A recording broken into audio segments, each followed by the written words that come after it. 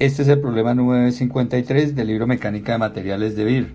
Nos plantea, para la viga y la carga que se ilustran en la figura, entonces fíjese, la viga es una viga W410 por 60, miren la carga, es una carga uniformemente distribuida en el tramo AB, y miren los apoyos, entonces esta es una viga hiperestática o estáticamente indeterminada. Vamos a ver que tiene más reacciones de las que debería tener. Bueno, ¿qué nos pide calcular? La reacción en C, entonces la reacción aquí en el apoyo C, y nos pide calcular la deflexión en el punto B. ¿Cuánto baja aquí en el punto B? Utilice E igual a 200 gigapascales. Bueno, lo primero es ver que esta viga es una viga estáticamente indeterminada. Si yo dibujo aquí las reacciones en los apoyos, o sea, la reacción en A y la reacción en C, tenemos lo siguiente. Tenemos que como aquí en A es empotramiento, en los empotramientos existen tres reacciones. Una reacción vertical, una reacción horizontal del empotramiento y una reacción por momento. En tanto que en C, por ser patín, solo hay una reacción, que es la reacción perpendicular al patín, ¿cierto? Y tenemos cuatro reacciones. Ya sabemos que como estamos en 2D, aquí podemos hacer sumatoria de fuerzas en Y igual a 0, sumatoria de fuerzas en X igual a 0, y sumatoria de momentos respecto a cualquier punto igual a 0. De cada una de estas puedo sacar una ecuación, o sea, como máximo puedo tener 3 ecuaciones con 3 incógnitas, y resulta que aquí tengo 4 incógnitas. Entonces esto se llama un sistema estáticamente indeterminado.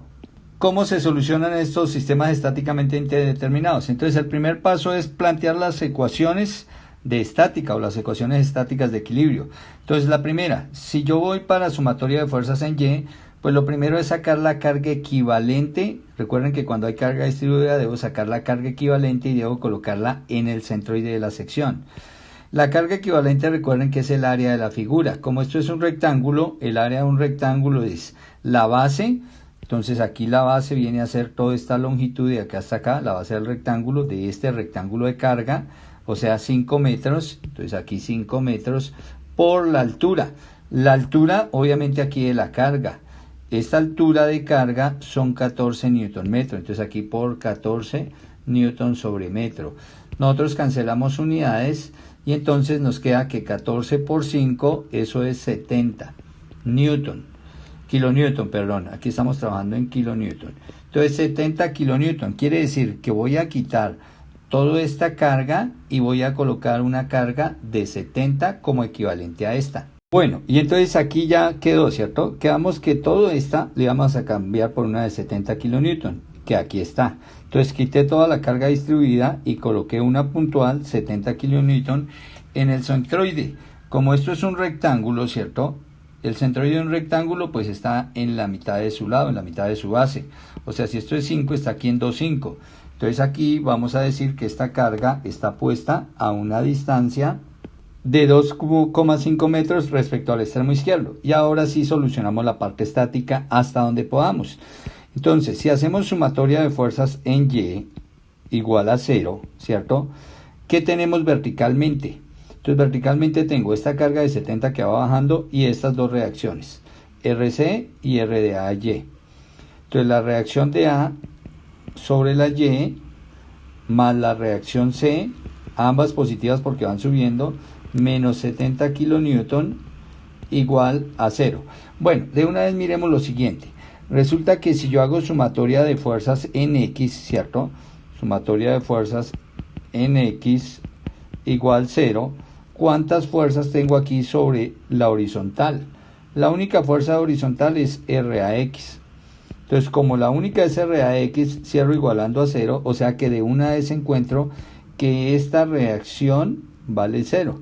Bueno, como vale 0 voy a hacer lo siguiente. La vamos a borrar, ¿cierto? Y esta no la voy a colocar como RAY, sino simplemente la reacción en A, que ya sé que va a ser vertical. Entonces, para no manejar tantas letras acá, entonces aquí simplemente vamos a colocar RA. Y vamos a decir que esta es nuestra ecuación número 1. Fíjense que en esta ecuación no conozco ni el valor de RA, no conozco el valor de RA ni el valor de RC. Entonces tengo dos incógnitas. Listo, me falta hacer sumatoria de momentos. Entonces, como siempre, sumatoria de momentos respecto a una de las incógnitas. Entonces yo lo voy a hacer respecto a A y voy a decir que es igual a 0. O sea, mi punto de rotación lo voy a colocar acá. ¿Listo?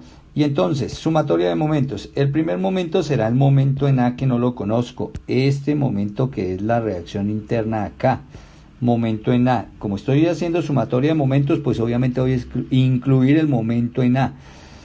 RA no genera momento porque su línea de acción pasa sobre el punto de rotación. La siguiente es la de 70, ella sí me genera momento. Como este es perpendicular aquí a la longitud de mi viga, entonces el momento será esta distancia por esta fuerza, o sea 70 por 2,5. Entonces de una vez aquí vamos, 70, estos son kilonewton, ¿cierto? Kilonewton por 2.5 metros.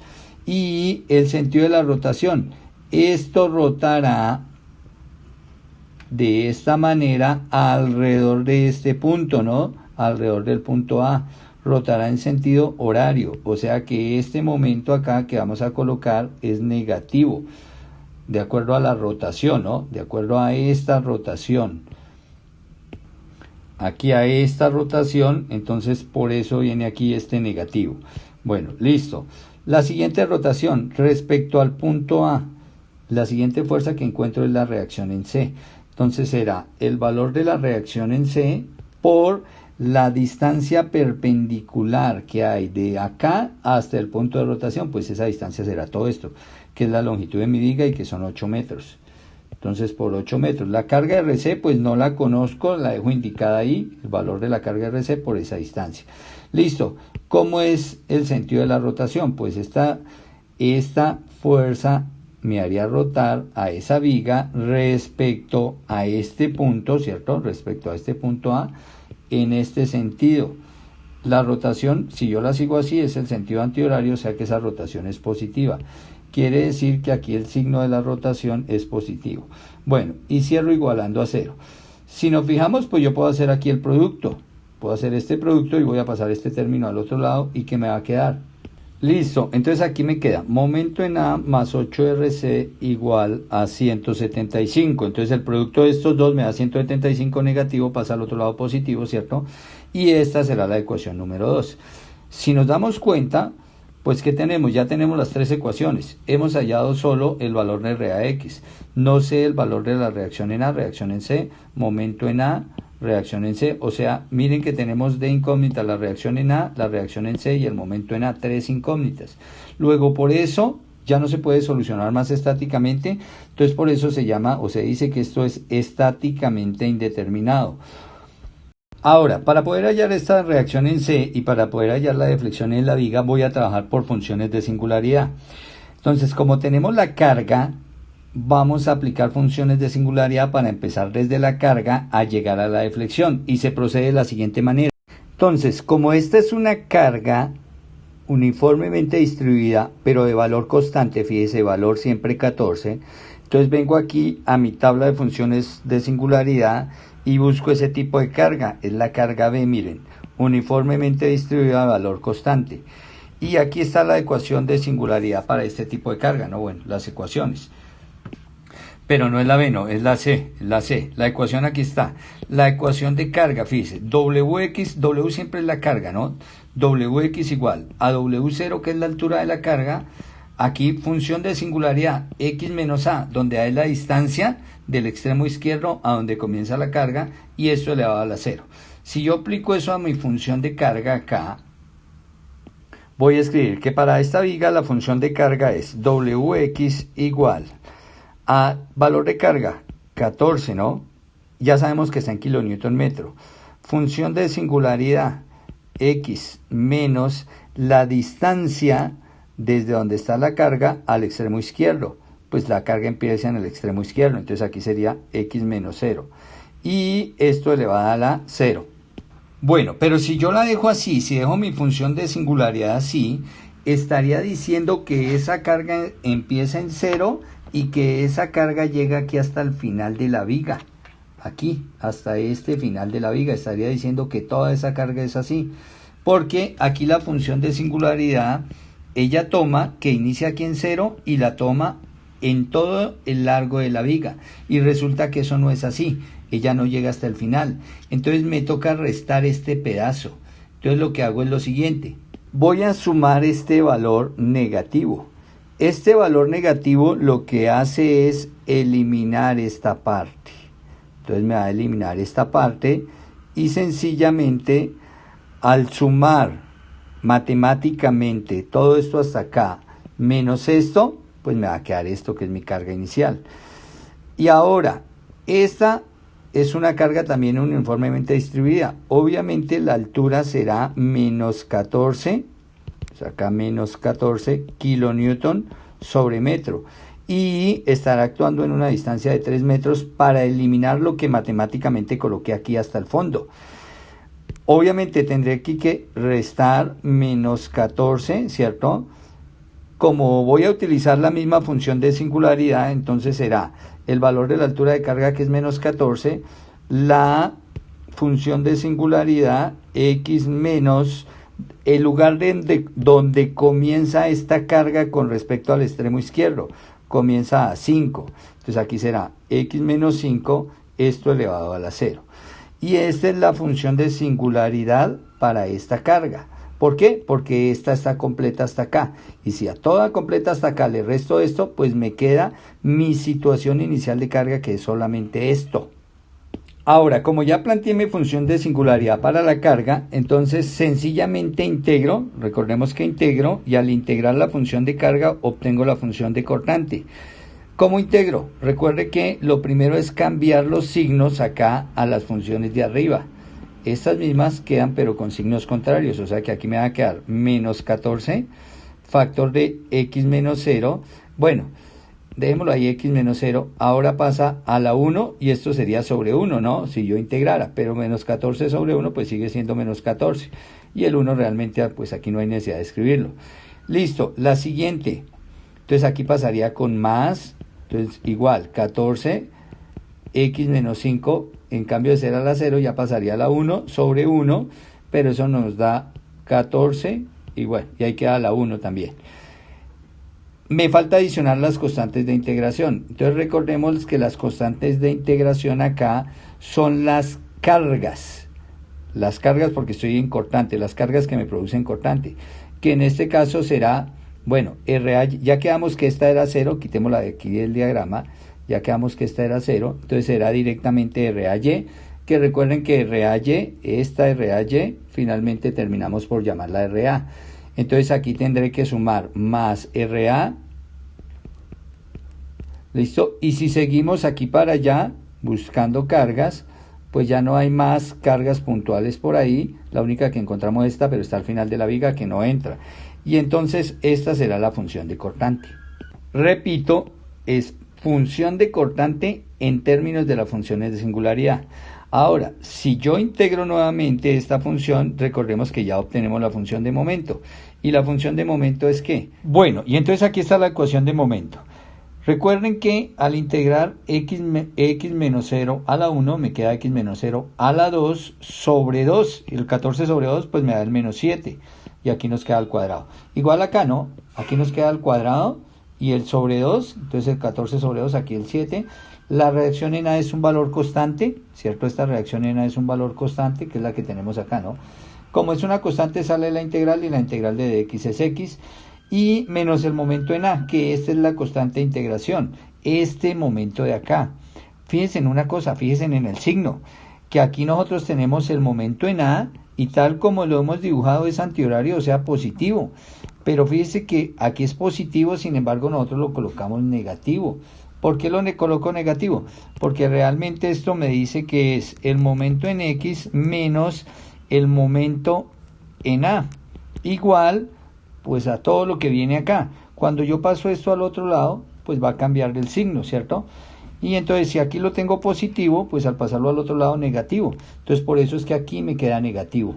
Entonces siempre lo debo colocar con signo contrario de como esté acá, al sumarlo como constante de integración. Bueno, y entonces aquí está la ecuación de momento.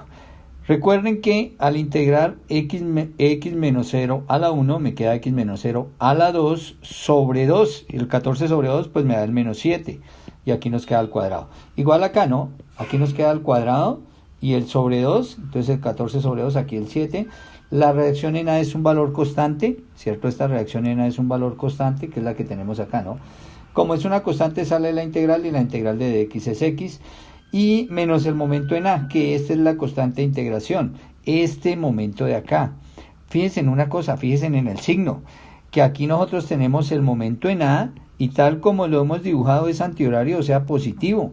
Pero fíjense que aquí es positivo, sin embargo nosotros lo colocamos negativo. ¿Por qué lo coloco negativo? Porque realmente esto me dice que es el momento en x menos el momento en a, igual pues a todo lo que viene acá. Cuando yo paso esto al otro lado, pues va a cambiar el signo, ¿cierto? Y entonces si aquí lo tengo positivo, pues al pasarlo al otro lado negativo. Entonces por eso es que aquí me queda negativo.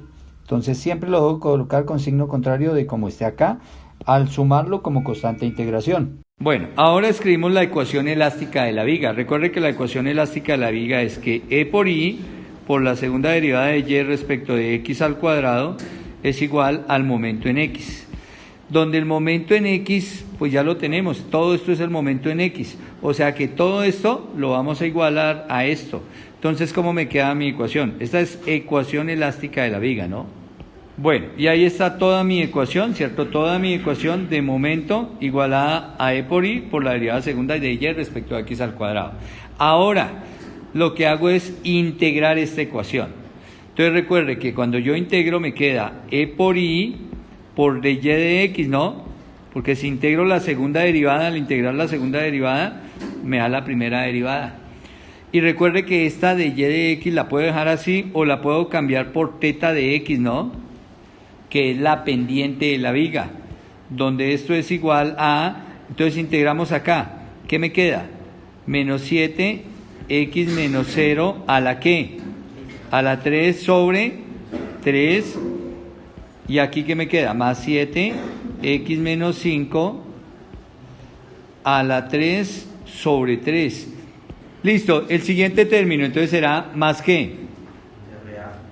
Más RA por x a la 2 sobre 2 menos, como este es constante, ¿cierto? Este momento en A es constante porque la reacción acá tiene un valor fijo constante, entonces será MA por la integral de x es x más la constante de integración, que será C1, y que esta sí no la conozco porque no sé nada del ángulo, entonces la dejo indicada ahí. Ahora, estando ahí, pues sigo integrando para encontrar la ecuación de deflexión. Entonces ya sabemos que E por I por la derivada de Y respecto a X, recuerde que me da la primitiva, me da la función original Y de X, que esta es la deflexión de mi viga, me marca la deflexión de mi viga, y esto es igual a, integramos, entonces menos 7 tercios, X menos 0, ¿a la qué? A la 4, ¿sobre cuánto? Sobre 4, pero este sobre 4, ¿cierto? Con este 3, 4 por 3, 12. Entonces de una vez voy a colocar acá, voy a borrar esto y voy a colocar sobre 12. Entonces menos 7 doceavos, ¿cierto? Más, aquí lo mismo, ¿no?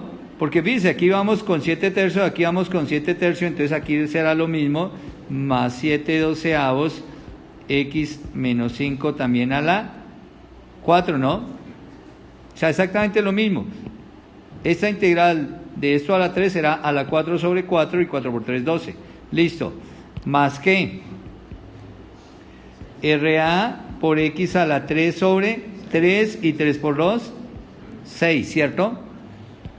Este 2 con el 3 que baja, 2 por 3, 6. Listo. Menos el momento en A por X a la 2 sobre 2. Al integrar ahí. Más la constante por dx, pero cuando yo integro, ¿qué me queda?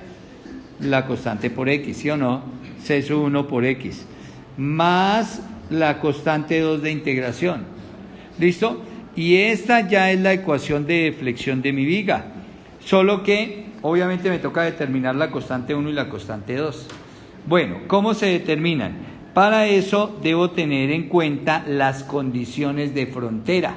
¿Qué son esas condiciones de frontera? Entonces las condiciones de frontera son esto. En la frontera, o sea en los extremos de la viga, mire lo que pasa. Como esta viga es una viga empotrada, ¿cierto? este extremo no tiene movimiento.